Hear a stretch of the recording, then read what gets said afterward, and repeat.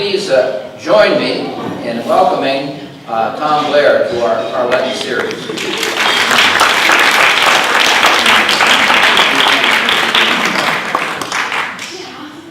I've got to get my book here.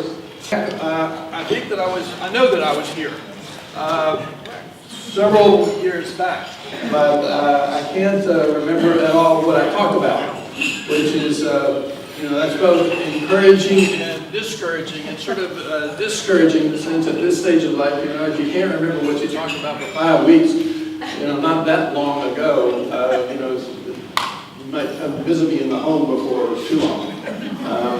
And it is encouraging, though, as I'm sure you can understand, that if I can't remember what I talked about, then I know that if you were here, you can't remember what I talked about. So that gives me an opportunity to repeat myself a little bit and not feel too bad about it. What I want to try to use our time this Lent on is thinking together about some of the parables that we have been.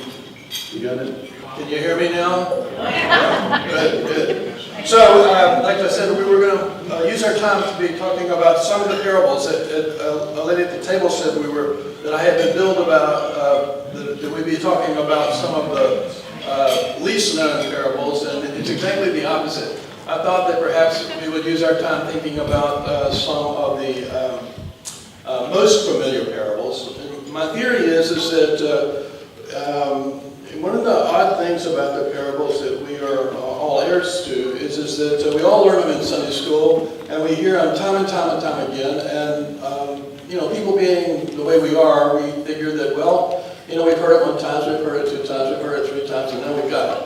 And so my idea is that these parables are deceptive in the sense that they are a whole lot deeper and a whole lot richer than we normally give them credit for being. So that's what I'd like to do. Think about the parables and think about the stories that we are heirs to. I'm sure that you appreciate the fact that whatever else you can say about human beings is that we are a species and creatures who love stories. That if you went down my street about 9:30 or 10 o'clock almost any day, in nearly every window you can see that the glow of the TV. And what's happening in that house, you don't even have to know what they're watching. All that you know is that they're in there, they're absorbing some story or another, living, so to speak, through the medium of television, some event, some happening, some tale, some conversation. That you go to Barnes & Noble, and there are thousands and thousands of stories. There's no end to the stories. If you go to a cocktail party, it's impossible to get out of the cocktail party without hearing, a story from this person, that person. You ask anybody to tell you about their life, the next thing you know, you're listening to a story. So stories are, and I'm sure you understand this, at least the way I look at things, is that stories are, a huge part of our life. And the kind of stories that we, so to speak, feed ourselves on and nourish ourselves on, make a whole lot of difference in the kind of person that we turn out to be. So, of course, it depends on the kind of stories that you enjoy, and the kind of stories you listen to, and the kind of stories that you've allowed into your life and into your heart and into your mind. Some stories, are intended to help you forget yourself, or help me forget myself. Some stories are designed to help us forget the fact that we're working a boring 9-to-5 job and we can't wait to get over with it. And so we find an interesting story, we read, this, that, the other thing, and while we're in that story, we can forget who we are and what our life is like.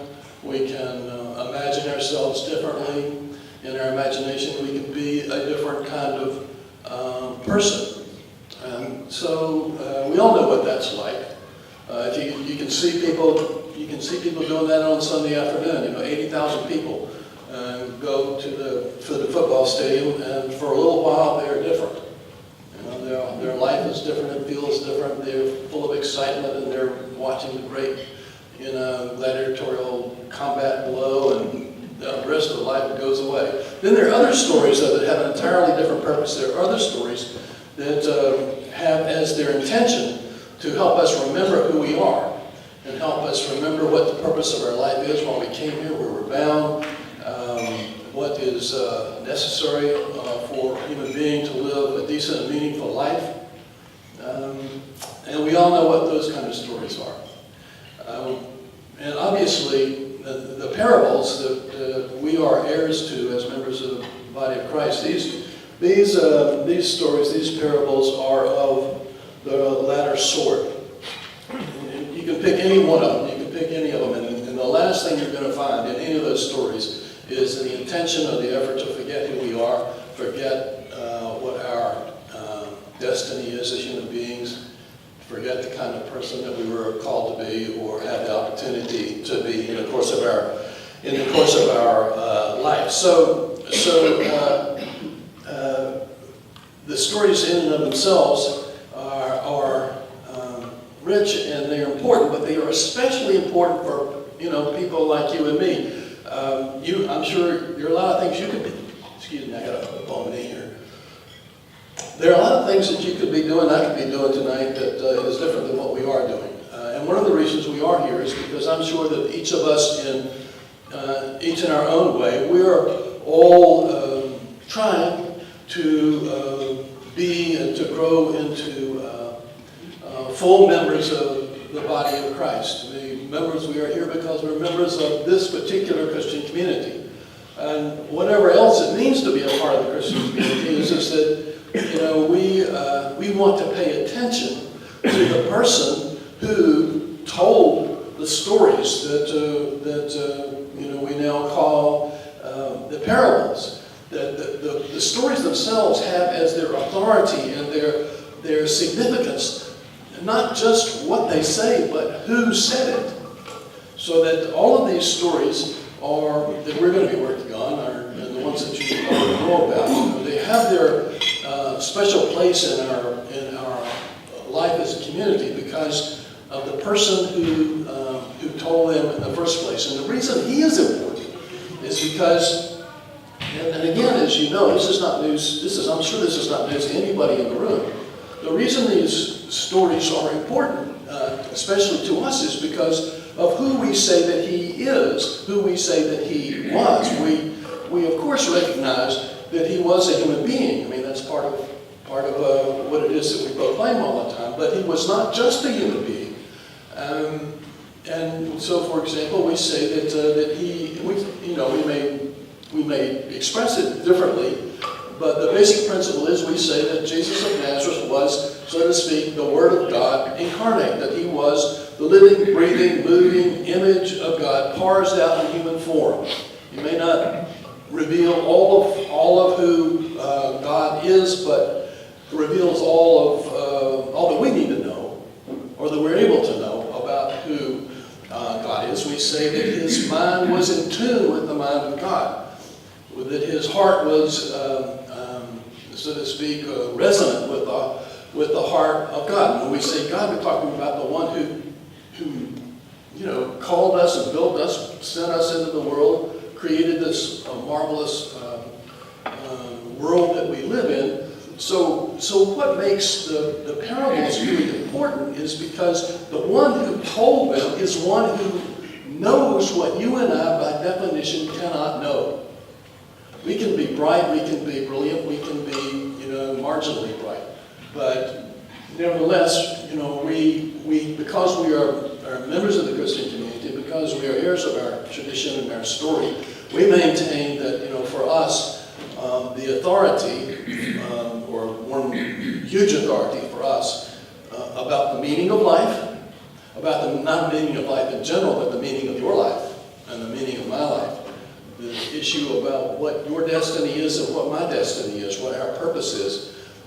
These issues are spoken to by the stories that are, that, for lack of a better word, we call parables. So my idea is that, we can never go wrong looking at these stories because, for us at least, they reveal some of the deep secrets of, or I think they're secrets, or the deep mysteries of what it is to be, a human being, and what we are meant to be doing and how we are meant to be living.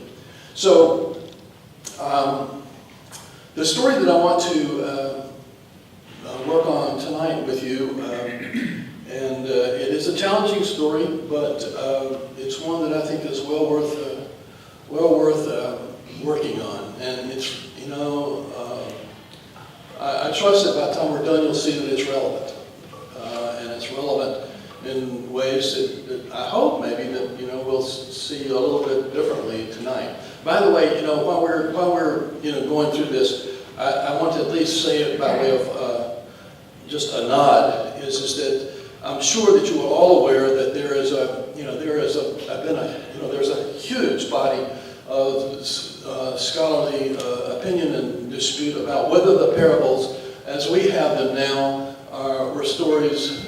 As we have these parables now, the dispute is whether Jesus, in fact, actually said exactly what Luke said he said, or whether he said exactly the same words that Matthew said. Reports him as saying. And my idea is just to bypass that idea entirely, and simply say at the beginning that it seems to me indubitable that the stories as we have them now are not transcripts of the stories of Jesus' actual words. How could they possibly be? But nevertheless, the point is that everybody agreed and has agreed from the very beginning that these stories represent plainly and clearly and truly what was the vision that Jesus had of life, and that they accurately reflect his way of thinking about the world and his way of thinking about our place in the world. And so we need not, I look around the room and a lot of us haven't got that much more juice in us. So, we don't want to waste our time worrying about things like that when the issue is whether we're going to allow these stories to have their way with us, or we'll be able to let these stories be a part of our life in more than a tangential way, whether we're going to take them into ourselves and allow them to work a transformation in us. So the one that I want to work on now is the famous one about the rich man and Lazarus. Everybody knows that one, do we not? Everybody knows that. And for good reason. It's in the Gospel of Luke. It's only found in the Gospel of Luke. And it is one of the most powerful, I think, and interesting and challenging pieces in the Synoptic Gospels. I'll read the story to you. Not that you don't know it, because I'm sure you already know it. But I want to read it to you anyway, and say a few little pieces about it. Just kind of grease the skids and see if I can't get somewhere. This is the only of all the parables. This is the only character in one of the parables that really gets a name, Lazarus. In Matthew, it's Dives gets a name, but Lazarus here is the guy's name. And the story begins this way. There's not, oddly enough, it's kind of frustrating sometimes, but the way the gospel writers worked can be difficult. And there's no introduction to this parable. It just appears and as a freestanding image. But I'm sure that as you listen to it, it's hard for me to understand how you could not feel the power of this particular story. There was a rich man. I'm using the New Revised Standard Version. It's not the only one, but it's the one I've got. So you You can if you find the one that you like better, by all means use it. Not tonight, but there was a rich man who was dressed in purple and fine linen, and who feasted sumptuously every day. Now, just for your trivia meal, to wear purple was a sign of extraordinary wealth. To have a piece of linen in the first place, linen was hard to come by, and ordinary people did not wear that, and ordinary people did not dye their linen purple. It was extremely expensive. I'm trying to think. I'm not much on fashion, so I don't really know what counts as really flashy clothes now. I thought of Gucci loafers, and I thought of Armani. I read that in an advertisement somewhere. Armani clothing. This is a picture of a man who is living at the top of his game, so to speak, in fine linen, and who feasted sumptuously every day. We, as again I'm sure you can appreciate, the life that we lead now would be in the eyes of ordinary people in Jesus' own time in Galilee beyond belief. That most people in that time, as I understood it, had 2 meals a day, and were oftentimes lucky to get 2. What they had for food bears no resemblance to the kind of diet that you and I have. And to feast sumptuously every day would be to an ordinary person beyond belief, beyond comprehension. In and of itself, I should alert us as modern people how difficult it is for us, by virtue of our own circumstances and our own blessed state, how difficult it is for us to even enter into the heart and the mind of the people for whom this story was told, and to whom it was told. We live at a level that the vast majority of human beings in Palestine never could conceive of, much less dream of, much less ever have any hope of living there. And this rich man is an example, so to speak, of a life that most ordinary people could only fantasize about. And at his gate lay a poor man named Lazarus, covered with sores, who longed to satisfy his hunger with what fell from the rich man's table. And here, the imagery is of, that in Jesus' time, if you were very wealthy, there was no paper. You can understand that. So there were no napkins, and cloth was much more precious than it is now. So the way people clean their hands, people ate not like we do with plates like this. They ate if we were back then, there'd be a pot in the middle of that table there, right there behind Bob, and there would be loaves of bread, not bread like burrito bread, but hard rolls. And you broke the bread, and everybody at the table would dip into the stew. Really, is what it was, and they'd eat that way. Well, obviously, you can see how you end up with the stew all over your hands. And the way you got rid of that, cleaned your hands, was you took a piece of bread, you wiped your hands, and you let the bread go on the floor. So that's what this guy's, in this story, that's what he's hoping for. He's hoping to eat literally the castaway edible napkins. The poor man died and was carried away by the angels to be with Abraham. The rich man also died and was buried. That's kind of grim right there. I don't know whether you missed that or not. That was a little bit grim. In Hades, where he was being tormented, he looked up and saw Abraham far away with Lazarus by his side. He caught far away. What you want to imagine is a scene. You'd have to use your imagination, but what you want to imagine is the rich man on one side of a great divide, and looking far, far away in the distance and catching sight of, much to his great surprise, I'm sure, Lazarus there with Father Abraham. And he called out, "Father Abraham," this is the rich man. All of a sudden he realizes he is in deep trouble. "Father Abraham, have mercy on me, and and send Lazarus. What an irony. What a colossal irony. You know, Father Abraham, have mercy on me. As we could just see, there was not a whole lot of mercy coming out of him in relation to Lazarus, but now he's on a different end of the stick and he's got a whole different perspective. Father Abraham, have mercy on me and send Lazarus to dip. Do we go out?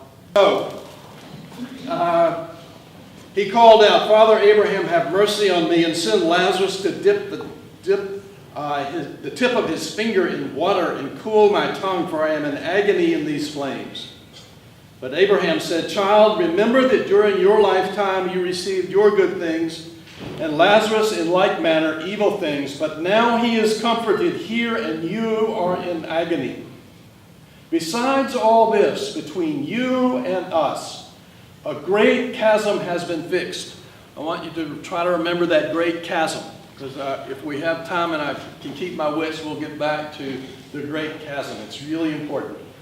Has been fixed so that those who might want to pass from here to you cannot do so, and no one can cross from there to us. He said, Then, Father, I beg you to send to my father's house, for I have 5 brothers, and that he may warn them, Lazarus. Send Lazarus, send that boy over there, that he may warn them, so that they may not also come to this place of torment. Abraham replied, They have Moses and they have the prophets. They should listen to them. So, my point, my thought there is that that's the story. And so one way to think about this is to ask yourself, okay, I'll grant that this story is told by Jesus of Nazareth, and that it reflects his vision of reality, reflects his vision of the way the world is, reflects his understanding of how things work. And just for the purposes of our time together this evening, to credit that and to credit the fact that he knows what he's talking about. And that this is not just a story that was invented by a clever person. That it has significance as a revelation, so to speak, of the way this world is made, the way this is put together, how things work. And again, we want to try to appreciate the fact that how things work is not dependent on how we think it ought to work. You know, that we didn't make this world. You know, in one sense, none of us asked to be here. We're mostly just flying in the dark. But the one, you know, our whole proposition is that, you know, that Jesus' vision of things is sharper than our vision, that he can see further than we can see. That you know, compared to him, we are blind. So my idea and my encouragement is for us to look at the story and say, now what does this story tell us about the way things are, the way life is? And not just in, you know, not only that, but what does this have to say about us, about you and me as individuals, and, you know, our place in the scheme of things and what our destiny is like. One of the things, so we might ask, you know, so what are the general, for lack of a better word, what are some of the truths, so to speak, that are embedded in this story that sometimes we don't, you know, we know them, but we might not concentrate hard enough on them from time to time. So one of the most obvious ones, of course, is that in this story, if you look at it, one of the deep assumptions of this story is that there is this world and there is yet another world. We all understand that. Sometimes we don't think that much about it. You know, for us, for modern people, this is, in my understanding, we're the first culture that, in the history of the world, that has really tried to live as if this were the only world that mattered. This world that we're living in now, the world of space, time, gravity, dark matter, speed of light, all of that. But in Jesus' vision of things, this world that we oftentimes take to be the only world or the most real world is only one piece of a much larger puzzle. Obviously, in this parable, Jesus is envisioning this world and yet another world. One visible, one invisible, both real, both to be reckoned with. It's not as if in his vision one of them is really real and the other is a fantasy. They're both really real, they're just different. And secondly, that that from if you take this story, as it flows, that whatever else you can say about us, we share with Lazarus and the rich man the fact that for all of us, everybody knows this again, that our time here in this mortal sphere comes to an end. And then we say we die. Well, that's a fact. Nobody can really dispute that, except that in Jesus' vision of things, as you can see from this, it's not as if Lazarus and the rich man, neither of them go extinct. Neither of them disappear. They just disappear into another world.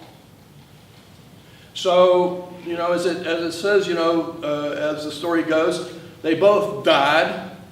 Lazarus appears mysteriously, but quite alive, in the bosom of Abraham, as the old song says. And the rich man appears quite alive, but in a whole different circumstance. So my point here is that one of the other sort of deep underpinnings of this story is the conviction that whatever else dying is, it's not extinction. It's just a movement from one form of reality to yet another. It's a movement from the visible world into an invisible world. It's not a movement from the world into nothing. It's not a movement from light into complete dark. It's a movement from one world into yet another world. And one of the other things that comes, at least it seems obvious to me and maybe to you, is that according to this story, the setting in which these two people find themselves are different. In other words, there are different situations, so to speak, to which a human being might find themselves heir. In this story, for reasons that are completely unexplained and not clear, Lazarus ends up in the arms of Father Abraham amongst the blessed, and the rich man is in a place that is very different from that. So there, you want to think, well, it's not quite as simple as we might hope. These two people, they pass over, and they pass over into a different world. They pass over into different situations. But the other thing that's interesting is that they're the same guys. I grew up for a long time in my life thinking all you had to do to become a much better person was die. Once you died, suddenly you were enlightened. Suddenly everything was clear, that you felt so much better about things. Well, in this story, as it presently stands for us,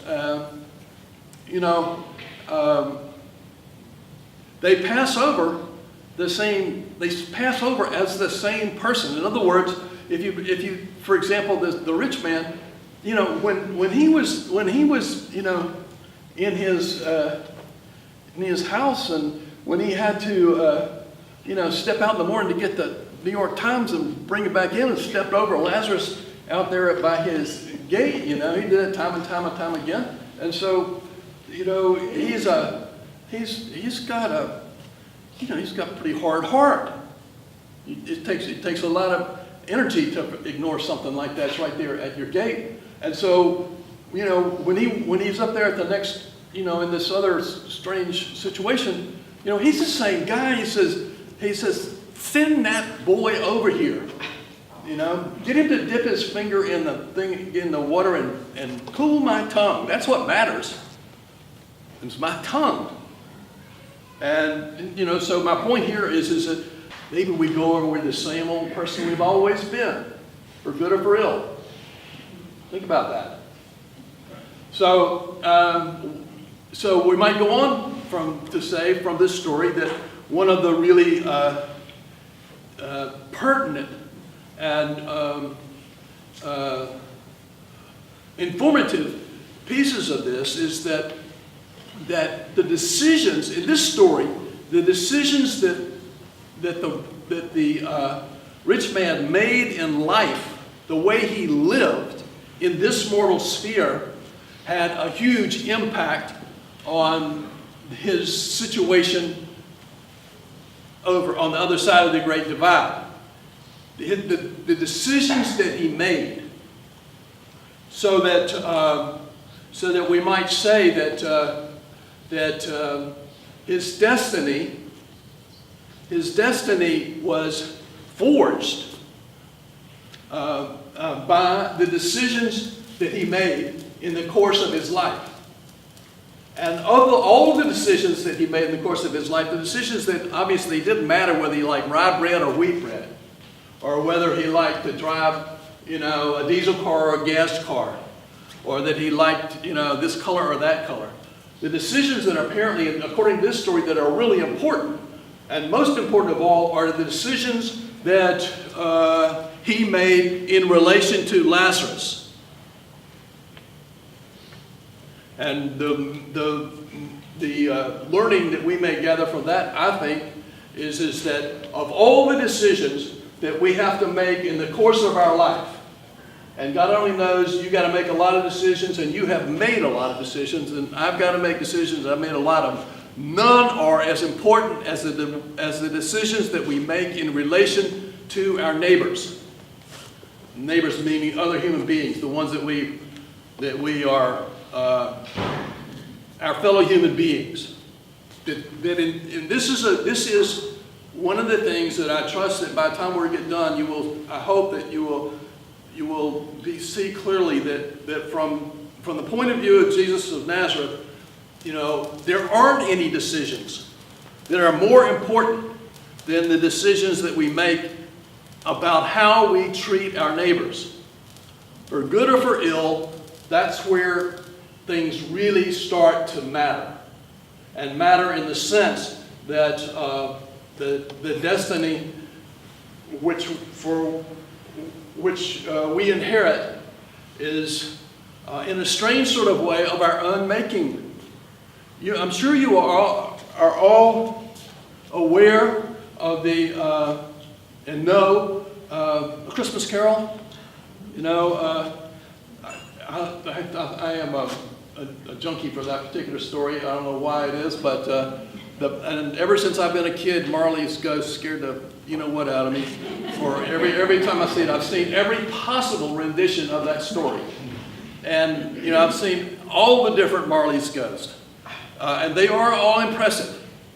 But what is most impressive to me is that, remember Scrooge says, yeah, how did you, he's lugging this huge chain around, and Scrooge is, his eyes are bugging out. How did you get that chain? He said, I forged it myself, one link at a time.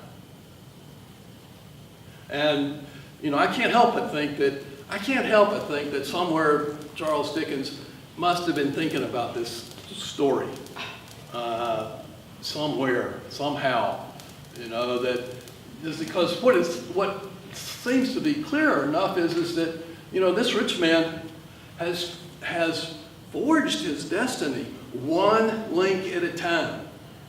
I mean, one day after another, he goes out his gate. He walks past Lazarus. He kind of looks down, keeps right on going. Never stops. Never seems to bother him. You know, how many days do you have to do that before you can get a really big change? And so here, you know, at the very least, we want to practice looking at these stories as if you're looking into a really deep pool. A really deep pool. You know, you can look at, when we're in Sunday school, we kind of look at the surface and think, oh yeah, I got it. But these stories all of them are deep. I mean, there are levels and levels and levels. It's what makes them mysterious, and what makes them divine, is that they no matter how far down you go in these stories, they have something to teach you. The question is not whether they have anything to teach, it's just whether we've got the ability and the nerve to try to see far enough down. So, running out of time, so I want to at least say that not only do these stories embody really powerful truths that are deeply relevant to us now, and if they are not relevant now, they are going to be. We may not think they're relevant at all now, but I believe that for all of us, we are going to come to a point in our life, either here or there, which we're going to say, yeah, they were really relevant, I just didn't quite get it. So not only do these stories have embedded in them like jewels in a kind of a statue or something like that, but they also raise questions, really important questions, like, for example, how did the rich man end up in this predicament? Is he in this predicament because God is punishing him? Is that what it is? What is it about this chasm? Is this chasm something that God has put between him and Lazarus? Or is it just the reflection of the way he was? You remember the gate? Remember the gate? What is the gate for? Keep people out. And you don't have a gate. There's no such thing as a freestanding gate. There has to be a wall. The point of a gate is that you have a gate because you've got a wall, and you've got a wall because you want, at least in this story, you've got a wall because you don't want what they want out there on the other side of the wall. They want some of what you've got inside your wall. And so you've got a gate, so you can go out, but they can't come in. So if you live behind, so in this story, the rich man lives behind his wall. He lives behind his gate. Lazarus is lying at the gate on the other side. Now, God didn't build that wall. God didn't make the gate. In this story, the rich man made the wall. He made the gate. The important thing is that, the wall and the gate are still there on the other side. They just look differently. On the one hand, you got a wall. Now you just got a chasm. The point is the same. There's this great chasm between these two human beings. Between Lazarus and the rich man. And so the idea that I want to leave you with is that, this chasm there's nothing in this story about this being a punishment of God. I mean, God is not, as far as the story goes, it's not like, God invented this huge chasm and then put these two people down on either side of it. It's that at least in my vision of things, everybody in here is grown up. You can think about it whatever you want to think about it. But from my point of view, it looks to me as if this chasm is sort of the outward and visible reflection of a colossal hardness of heart on the part of this rich man. And that, of all the things that I think that we can learn from this story, is that this hardness of heart, which is reflected in the first part of the story by the wall and the gate, and in the second part of the story by this great chasm, this hardness of heart is the thing that Jesus is warning us, so to speak, is the most fearsome of all things. Hardness of heart in relation to your neighbor is to our souls what pancreatic cancer is to our bodies. And so we want to be one of the if we take sort of let this story sink in a bit. One of the things we want to be thinking about is whether we want to help ourselves by doing what the AA people call a fierce moral inventory, and what we want to be looking for, not for anybody else's sake but our own, at least in part. We want to be looking for that hardness of heart, and we want to appreciate how serious an ailment that is, and what serious consequences flow from it. It's not.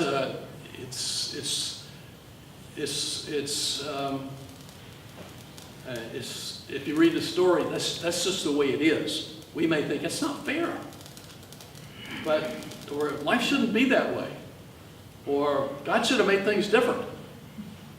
But there are a lot of things about the world that we might change if we thought we knew better. But this isn't one of them. This is the way, in this story, it's the way it is. So the takeaway from that is that we want to be thoughtful about that and reflective about that in our own lives. So you want to look in your mirror and you want to say, where is hardness of heart got its root in my life? And then once you find it, man, we need to do something about it, and not just let it grow. Okay, well, we're done. Yes,